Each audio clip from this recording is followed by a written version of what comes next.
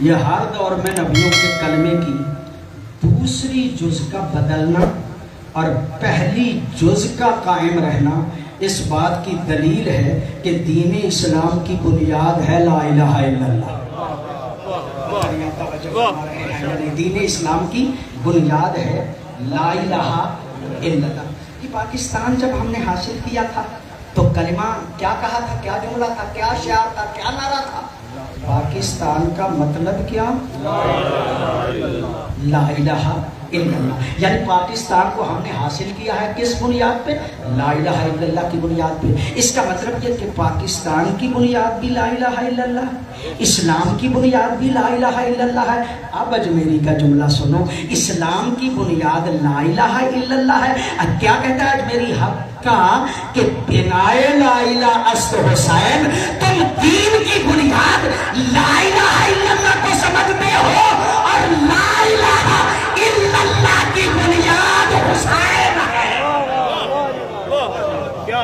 لا الہ الا اللہ کی بنیاد حسین ہے۔ نعرہ تکبیر، نعرہ رسالت، نعرہ حیدری۔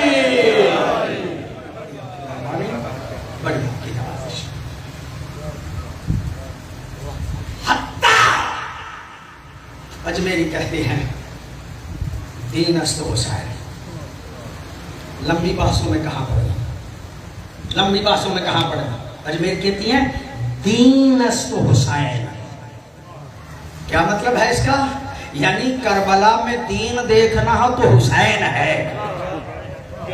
نہیں، آپ توجہ نہیں فرما رہے، میں جملہ عرض کرنا چاہتا ہوں۔ اجمیری کہتے ہیں دین است حسین، دین حسین ہے۔ دو صفحے ہیں نا، ایک ادھر والی ہے ایک ادھر والی ہے۔ ادھر والی میں حسین ہے، اجمیری کہتے ہیں حسین ہی دین ہے۔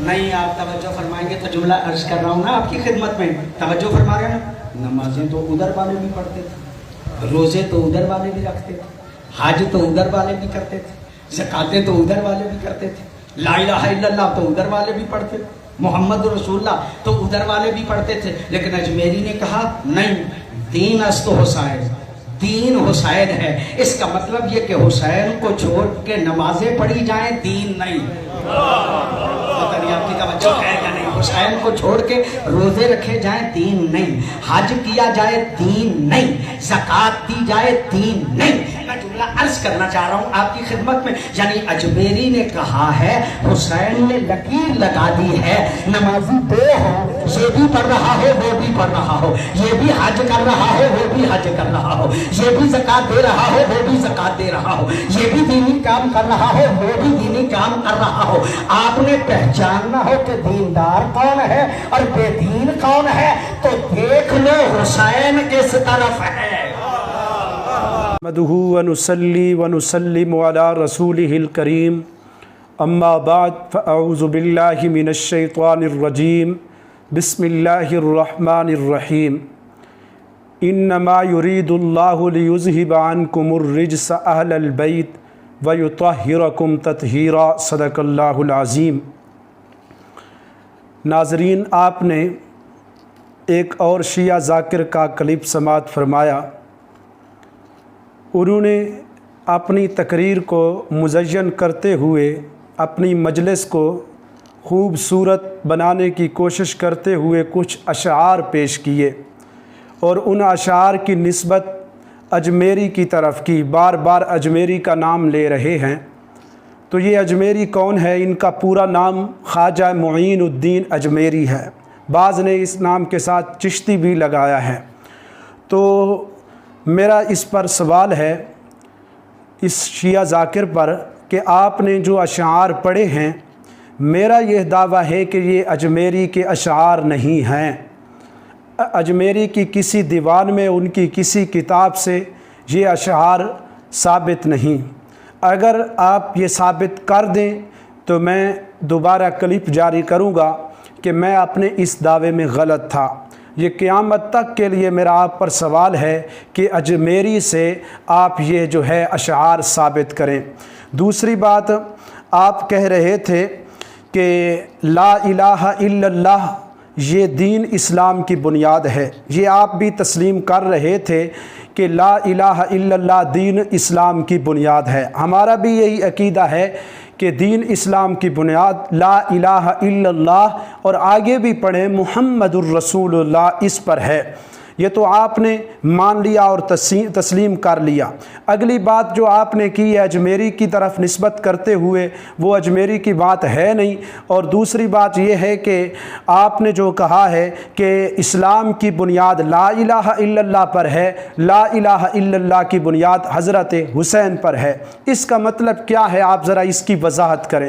ہمارے نزدیک اس کا مطلب یہ ہے کہ حضرت حسین لا الہ الا اللہ کی خاطر حضرت حسین نے خون دیا ہے۔ لا الہ الا اللہ جو درخت ہے، حضرت حسین کا خون اس کی جڑوں تک پہنچا ہے۔ لا الہ الا اللہ کی خاطر انہوں نے اپنا سب کچھ قربان کیا ہے۔ دوسری بات یہ ہے کہ آپ اپنی قوم کو یہ بھی بتائیں کہ لا الہ الا اللہ کا مطلب کیا ہے۔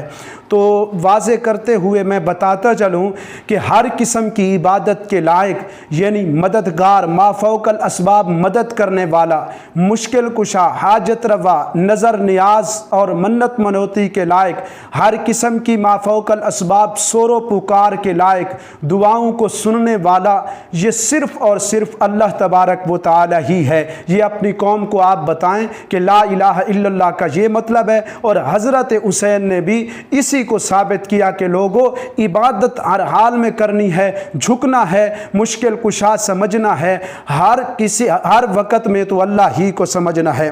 دوسری بات یہ جو آپ نے بات کی ہے کہ دین است حسین، کہ دین حضرت حسین ہی ہے، اس کا مطلب کیا ہے؟ آپ ذرا اپنے کلپ میں یا اپنے کسی بیان میں اس کی وضاحت کریں۔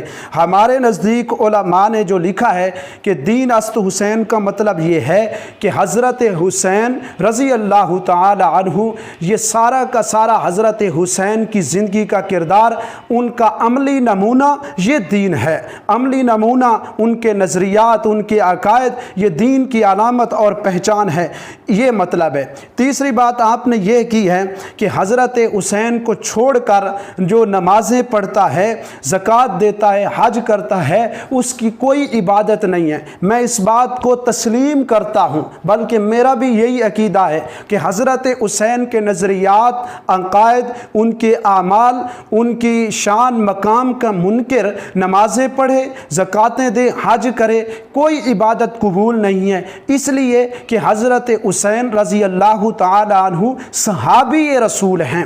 نواسہ رسول ہونا ان کے لیے بڑے فخر کی بات ہے اور ان کا شان مزید نرالا ہوا اس سے، لیکن سب سے پہلی بات یہ ہے کہ حضرت حسین صحابی رسول ہے۔ صحابی رسول کا انکار کرنے والا وہ نمازیں پڑھے تب کوئی قبول نہیں، حج، زکوٰۃ وغیرہ تمام تر عبادات کوئی اس کی عبادت قبول نہیں ہے۔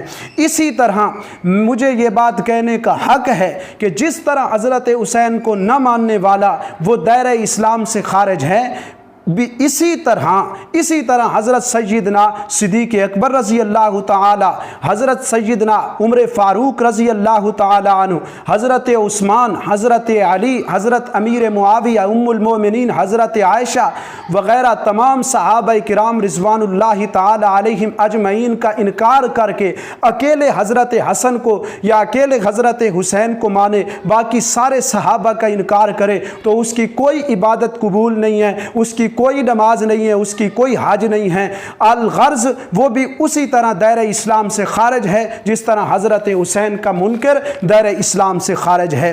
اگلی بات، حضرت ابوبکر صدیق سے لے کر حضرت حسین تک تمام صحابہ کرام رضوان اللہ علیہم اجمعین اس طرف کھڑے ہیں۔ ہمارا نظریہ اور عقیدہ بھی وہی ہے جو حضرت حسین کا تھا، ہمارے پاس وہی قرآن جو حضرت حسین کے پاس تھا، ہمارے پاس وہی نماز جو حضرت حسین کی نماز تھی، اور صرف حضرت حسین کی نہیں، حضرت حسین کے بابا شیر خدا حضرت علی المرتضی رضی اللہ تعالی عنہ، اور اسی طرح حضرت علی کا دین بھی وہی دین ہے جو دین حضرت محمد الرسول اللہ لائے ہیں، اور وہ دین سیدنا صدیق اکبر نے آگے پہنچایا ہے۔ اسی دین پر حضرت عمر فاروق، حضرت عثمان وغیرہ سب صحابہ نے عمل کیا ہے۔ تو سب صحابہ ادھر کھڑے ہیں، ہم سب کو مانتے ہیں، آپ بعض کو مانتے ہیں، बाज़ का इनकार करते हैं, इसी बात पर फैसला कर लेते हैं। आप भी सारे सहाबा को मान लें, हम तो पहले ही अहले बैत को मानते हैं। हमारा तो ये नज़रिया है कि अहले बैत का मुनकर,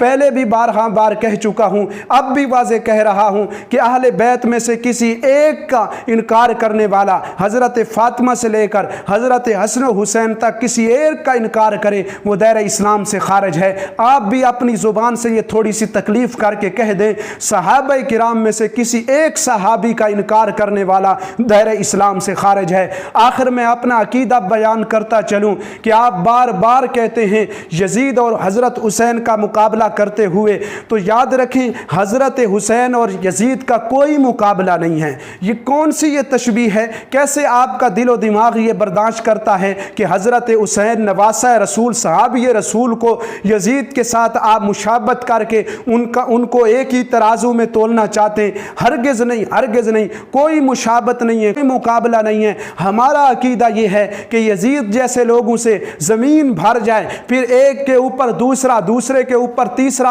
आसमानों तक चले जाएं, हज़रत सैयदना हुसैन रज़ी अल्लाह ताला अन्हु के पाँव के तलवों को भी वो छू नहीं सकते। हमारा ये नज़रिया और अकीदा है। लिहाजा ठीक ये है, सहाबा मियार हक हैं, मियार इस ईमान है। सहाबा के ज़रिए हम तक इस्लाम पहुँचा है। वमा अलैना इल्लल बलागुल मुबीन।